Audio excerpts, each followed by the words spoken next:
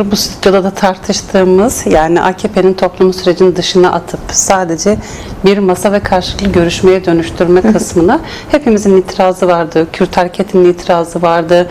Bir tecriti, aslında görüşmeyi de tecrit altında, barışı da tecrit altında yürütme girişiminin hepimizin itirazı vardı.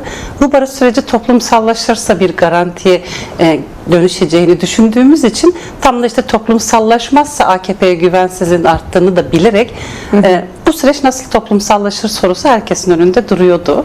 Aslında sürece nasıl yaklaşıyor kısmını Nevrozlar'da gördük yani. Bizi çok şaşırtan Nevrozlar da oldu değil mi? Mesela Bursa. Evet. Yani çok kıymetli bir Nevroz'du. Yani gene keza İstanbul çok kalabalıktı. Ahmet öyle. Yani Nevrozlar toplumun sürece nasıl yaklaştığını, özellikle Kürt halkının nasıl yaklaştığını en büyük göstergesiydi. Bir bütün buradayım dedi yani. Bir bütün buradayım. Bu süreci destekliyorum. Bu sürecin içindeyim dedi.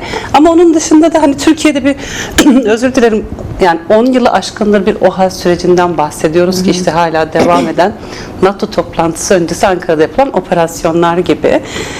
Bu süreç içerisinde toplum kıpırdarsa çok sert darbeledi AKP. Sivil toplum kuruluşlarını çok sert darbeledi ve mümkünse bir sokak eylemliliği olmasın kısmında çok radikal işler yaptı ve toplumu sokağın dışına atan, daha çok evinde düşünen, her şeyi devlete bırakan, aslında kendine hiç görev edinmeyen, her şeyi devletin bildiği, toplumun bilgisinin değersizleştiği bir son 11-12 yıllık bir süreç yaşadık. Şimdi yeniden sokağa ısınma meselesi, yani yeniden sokağa dönme ve sokağın şu kıymetini yeniden gösterme, yani toplum kamusal alanda sözünü söylemeli. Ve devlet de bunu dinlemeli. Yani bir baskı mekanizması oluşturmalı gibi. Tabii. Yok, demokratik rejimler böyle gelişir. Çünkü toplum mecliste değil, mecliste vekiller var. Sen demokratik bir yöne doğru gitmek konusunda bir şeyin varsa, yelken açtıysan, hani bu gemi o yöne doğru döndüyse, o zaman aslında herkesten çok AKP sormalı. Bu süreç nasıl devam etmeli diye. Ama AKP bu soruyu nasıl soruyor? Hep izledik. Şöyle soruyor. Mümkünse süreci destekleyenlerin baskılandığı ama süreç karşıtlarının da görünür kılındığı ve bu görünür kıldığı süreç karşıtları üzerinden de Kürt hareketini baskılamaya çalıştırdığı bir denklem kuruyor. İşte tam da denklem böyle gelişmesin diye, tam da birlikte yaşamın nasıl olacağı sorusunun cevabının sokakta verildiği ve sokakta toplumun kamuya sözünü söylediği, kamunun bu sözü söyleyebilmesi için bütün alanı ferahlatması ve orada kurulan cümlenin bir kıymeti oturtması gerekiyor. Yani normal işlemesi gereken sistem bu. Ama dediğim gibi topluma uzundur görev vermediği için bir hareketsizlik vardı. Bu mitingler belki bu hareketsizliği kırma, sokakta olmanın hak olduğunu ve toplumun siyasete katılması ve tam da bu sürece ilişkin fikri neyse bunu ifade etmesi. Yani şöyle, tabii bir şey değil, her mitinge gelenin ifade ettiği değil. Ama yani ona olanak yok. Yani binler, yüz binler gelecek bu mitinglere ama en nihayetinde o mitingler için yapılan çağrıya evet ben de buna katılıyorum demiş olacaklar yani. O çağrıyı güçlendirmiş olacaklar. Doğakta mitingler önemli, hem de böyle tam da yaz gibi bir sessizliğe girmeden önce diyelim. Evet, yani şeyi biraz ana akım medya falan tartışıyor, yani meseleyi niye getirip sadece Öcalan'a dayatıyorlar gibi. Ya da işte tek dertleri Öcalan'ı kurtarmak gibi, yani böyle anlamından çıkaran, manasından çıkaran çok anlamsız tartışmalar yürüyor ama yani biraz bu ülkede diyelim ki 20 yıllık gazetecilik yapan biri çok önemli dönemeçlere de şahitlik etmiş olur. Yani mesela gazeteciliğim 20 yıllık değil belki ama bu ülkede yaşarken Sayın Öcalan'a ilişkin çokça Kürt halkının ne demek istediği konusunda çok önemli eşikler oldu. Mesela hatırladığım 3 milyon imza gitti meclise. Sayın Abdullah Öcalan irademdir dediler yani. İrademdir ki oraya imza atmak yargılanmak gerekçesiydi yani. Bu yani örgüt üyeliği gibi yargılanma gerekçesiydi ama toplum imza attı, kapı kapı imza topladı, attı. Ya da işte ifade ederken Sayın Öcalan diyen herkes yargıdan geçti yani. Sayın denilemez diye.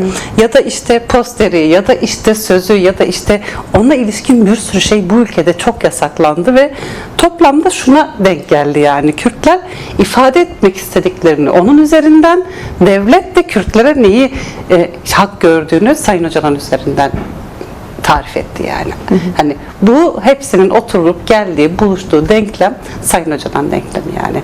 Bir, bu devlette 100 yıllık cumhuriyetin birincisi önderlik kavramı var. Yani kim bu devlete isyan ettiyse ona hep katli vacip baktı yani. Onu hep yok etmek, ona yok etmek için her türlü hukuksuzluğu kendine hak gördü ve Cumhuriyet tarihi böyle önderlikler ve isyanlarla doludur yani. Bir diğeri, ilk defa yaşayan bir önder var. Yani Kürtlerin önderimdir dediği ilk defa yaşayan biri var ve o cezaevinde. Onu idam edemedi yani. Ve 20 küsür yıldır cezaevinde tutuyor, görüşüyor, aslında bir şekilde diyalog halinde ama topluma da buna ilişkin çok kötü bir kara propaganda yürütmüş ve en nihayetinde ne yapacak Kürtlerle sorusunu konuşabileceği hem de kendi cezaevinde bir önderlik tarihte ilk defa yaşanıyor. Şimdi bu önderlikle konuşmayı Kürt halkı şöyle düşünüyor yani önderimle konuştuğuna göre benimle konuşuyor. Yani benimle bu yolla konuşuyor. Gidip herhalde sokakta tek tek Kürtlerle konuşmayacak. Yani bu mücadeleyi örgütleyen, bu mücadelenin ortaya çıkardığı ve önderimdir dediği kişiyle konuşacak yani. Ve konuşuyor da şimdi. Dönelim. Kürtler için şöyle bir anlama geliyor. Devlet dedim ya benimle konuşuyor yani. Benimle konuşuyor dedi. Önderlik kavramı altında toparladığı kişiyle konuşuyor. Siyasetle konuşuyor. Yani önderliği de yani anladığımız Kürtler şöyle bir kişiden ibaret değil. Bir mücadeleyi toplamda yaşayıp getirdiği yer olarak görüyor ve bu yerle konuşursa konuşur, bu yerle barışırsa barışır, bu yerle bir yol kat ederse eder diyor. Böyle kilit bir noktaya oturmuş. Ama şimdi devlette hani oyun çok derler ya, hile çok yani. Şimdi kendi kendine yeni önderlikler yaratmaya çalışıyor, kendi kendine başka siyasetler yaratmaya çalışıyor, kendi kendine Kürtlerin kafasını karıştırmaya çalışıyor ama şunu gördük ya, 50 yıldır karışmadı bu kafa yani. Ve şimdi de bir sürece başladıysa Kürtler de bu süreci başlatanlardan şöyle derler ya, devlet ciddiyeti gibi bir kavram vardır. Yani devlet ciddiyeti diye bir şey var mı bilmiyorum ama her görüşmenin bir ciddiyeti vardır. Çünkü toplumların yaşamına mal olur bu ciddiyet yani. Siz ciddi olmazsanız toplum ölür, bedel öder ama siz ciddi olursanız barış inşa edilebilir. Doğal olarak da bu kadar kilit bir noktada şu anda meclise gelecek yasalarda tartışılırken Kürt halkı bence devlete bir şey söylüyor. Yani Öcalan'ın özgürlük mitingleriydi aslında bunlar. Ama toplumsal algı, şu bu falan meselesi böyle tam anlaşılamıyor ya, bir şahsa ilişkinmiş gibi. Evet. Yani Kürtler Öcalan özgür olursa özgür olacağım diyor ama Türkiye halkları bunu böyle anlamıyor. Belki de bir kişiyi cezaevinden çıkarmaya çalışıyor gibi düşünüyor olabilir. O yüzden de hepimizi kapsayan özgürlük kavramı altında yapılıyor yani. Şimdi bu özgürlük kavramının içini doldurma, biraz Türkiye halklarının kastettiği özgürlüğün neye tekabül edeceğini anlatma, onlarla bu konuda biraz hemhal olma zamanı. Çünkü devlet buraya o kadar ağır duvarlar ördü ki kırması ve yıkması zor. Devletin de bunu pek yıkmaya niyeti de yok, onu da söyleyelim.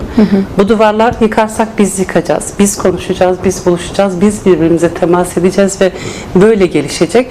Şimdi biraz aslında belki bu mitinglerle Türkiye toplumlarının Kürtleri de anlamasına biraz daha yol açabilecek mitingler diye düşünüyorum. Belki de Mersin ve İstanbul'da da ayrıca yapılıyor. Hem öyle ya, aslında Diyarbakır'da da yapılsa biraz Türkiye halkları biraz baksın yani bu toplum ne yaşadı, neyi ifade ediyor, önderlik dediği kim, onun özgürlüğü niye bu kadar önemli, nasıl bir mana katıyor buna. Biraz bunu Türkiye halklarının da, yani ben mesela hani bu sadece devlete kurulmuş bir baskı aracı olarak görmüyorum yani. Ey iktidar bak biz bunu istiyoruz deme meselesi. Milyonlarca kişiyiz ve toplandık bu kadar kişi yani şeyi çok net söyleyelim Eylem. Bu ülkede Kürtler bu kadar çok baskı görürken devlet önce Kürt'ün bedenini değersizleştirdi. Yani o beden değersizleştirildiği için o kadar öldürüldü. O bedenler milyonların bir arada olduğu nevrozlar yaptı. Türkiye'nin en ünlü siyasetçi toplayamaz o kadar milyonu, en ünlü sanatçısı toplayamaz. Türkiye'de bir araya gelen en büyük topluluk Nevroz mitingleridir yani. Şimdi taşımalıları zaten başka bir yere koyuyoruz. Yani işte ödüllü götürülenleri başka, yani toplumların kendini alıp geldiği diyelim. Tektir ama Kürt'ün bedelini değersizleştirerek 2 milyon 3 milyonu bulmuş Nevrozlar değersizleştirildi yani. Evet. Aslında 90'lı yıllardan beri müthiş sokakta bir toplum ama o toplumu değersizleştirerek sokaktaki faaliyetini de değersizleştirdi. Evet. Şurada araya girip aslında bıraktığın yani bahsettiğin yerden şöyle bir soru da hazırlamıştım. Onu biraz daha açmanı isteyeceğim. Çünkü sürekli bir 90'lı yıllara da bir atıfta bulunuyorsun aynı zamanda. Dolayısıyla miting kelimesini kullanırken ve aynı zamanda direnen Kürt halkının tarihine baktığımızda nasıl bir ilişki kurabiliriz mesela? Çünkü bir arada durma iradesi anlamına da geliyor aynı zamanda, şüphesiz belki, ama tarihsel olarak baktığımızda baskının, zorun ve güvenlikçi politikaların yoğun olduğu dönemlerde de vazgeçmedi alanda olmakta. Mesela görüntülerimiz hazırdı sanırım, arkadaşlar da hazırsa birazdan ekranlara verirler. Gerçekten o baktığımızda, o tarihi hatırladığımızda 90'lı yıllardaki o nevrozları, o mitingleri, o bugün DEM Parti'den bahsediyoruz ancak daha yeni yeni oluşurken bile o büyük toplaşan halklara baktığımızda ne hissediyorsun, ne hatırlıyorsun? 90'lı yıllardan bugüne gelişen ve büyüyen ve politikleşen kitleye dair neler söylersin? Ya işte şey dedim ya, beden çok politik bir şeydir. Bedeni değersizleştirme. Yani devlet o politikayı uygulamasaydı, yani Kürt halkının sokakta bugüne kadar yaptığı eylem, etkinlik yani başka bir cumhuriyete evriltirdi yani. Başka bir cumhuriyete. Ama tam da o cumhuriyete evrilmek istemedikleri için de bu kadar çok ağır bedel ödeterek sokakta Kürtlere geri gidin dedi yani. Evinize geri dönün dedi. Ama yani Türkiye'de tüm hani demokratik kamuoyunu da şahittir ki Batı cephesinde 1 Mayıs'ta 8 Mart'ta toplanan sadece böyle tarihi belli olan güzergah gerçekten de Kürt dillerinde, Kürdistan'da tarihsiz bir şeye döndü yani. Her meselede tek bir çağrıyla toplum akın akın aktı yani sokaklara ve hani polis araçlarının altında kalan çocuklar mı dersiniz, direkt ateş açan polisler mi dersiniz, değil mi? Bunları gördüler yani. Bomba patlayan mitingler mi dersiniz yani. En nihayetinde sokakta olmanın çok ağır bedelini ödeyen ama sokakta olmaktan hiç vazgeçmeyen ama araya ördüğü duvarlardan dolayı Batı cephesinin bunun kıymetini yeterince anlayamadığı. Yani ben geçen programda da söyledim ya, ben Kürdistan bölünüp gitsin istemiyorum. Mesela en çok Aleviler için istemiyorum. Niye?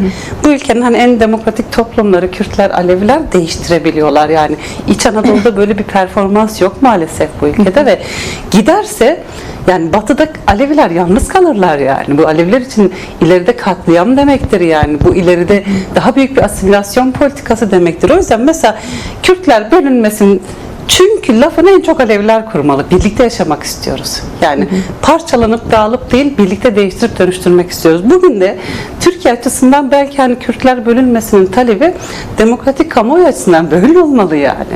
Yani bu kadar direnebilmiş, bu kadar bedel ödeyebilmiş ama vazgeçmemiş topluluklar sayısı dünya üzerinde kaç tanedir ki yani? Şimdi bahsettiğimiz şey size eşit denk bir güç değil, bir devlet baskısından, bir devlet katliamından, bir devlet zulmünden bahsediyoruz ki bu zulüm 50 yıl sürmüş yani. Ve şimdi hani çok Batı cephesinden konuşuluyor ya, yani zincir önce orada kırılıyor sonra geliyor. Çok uzundur yani Batı tarafı ülkenin çok böyle olacağını düşünmüyordu yani. Bu sadece Kürt'ün yaşadığı bir pratik gibi düşünüyordu. Aslında benzeri Batı'da vardı ama ilişkisini kuramıyordu. Oradan buraya geldiğini. Ne zaman net ilişki kurdu? Kayyumla, değil mi? Kesinlikle. Aynı ismi verdiği uygulamayı tam da Batı'ya getirince bir dakika dediler. Mesele oradan başlayıp en nihayetinde bizi aslında çok buldu yani. O yakalanmadı, o birleştirilemedi. Böyle o sadece Kürt'ün meselesi ayrı bir şeymiş. Sanki demokratikleşme değilmiş. Sanki Kürt başka bir şeyin peşindeymiş gibi. Yani toplamda bu mücadelenin ana amacı neydi? Aslında birlikte nasıl yaşayacağımızı tarif etmekti. Yasaksız, değil mi? Dilimi yasaklama, kimliğimi yasaklama. Hani o örtük vatandaşlık meselesi yerine gerçek bir vatandaşlığa dönme. Şimdi çok tartışılan var ya, Kürt'ün hukuk dışı olma meselesi. Ya bazıları diyor ki niye hukuk dışı ki, o da vatandaş. Değil yani. Anayasaya göre vatandaş gibi gözüken ama gerçekte değil olan bir şeyi anayasaya taşımak istiyor şu anda Kürt hareketi. Yasalar o açıdan önemli ve yine bu sürecin en açığa çıkan diyelim ve bence artık Türkiye'nin aydınlarının, demokratlarının böyle bu Kürt'e akıl verme işinden vazgeçip dinlemesi gereken mesele de hani Kürt'ün aklı diye bir kavram çıktı şu anda. Ve Kürdün aklının ne olduğu meselesinde ben şöyle özetleyebilirim, yani yeni Nuh'un gemisi Kürdün aklı yani. Birlikte yaşamı yeniden kurma meselesi. Birlikte yaşayabiliriz, birlikte konuşabiliriz, birlikte siyaset yapabiliriz. Şimdi eyle bakalım, en karşıt Kürtler ve Türkiye toplumuydu. Şimdi CHP ile AKP değil mi? Yani konuşmayı bilmezseniz eğer karşıtlık doğar yani. Ama konuşabilirseniz ve konuşma süreciyken konuşabilirseniz, ortaklaşabilirseniz, bir yol bulma çabası içinde olursanız kaostan çıkar siyasete dönersiniz yani. Bu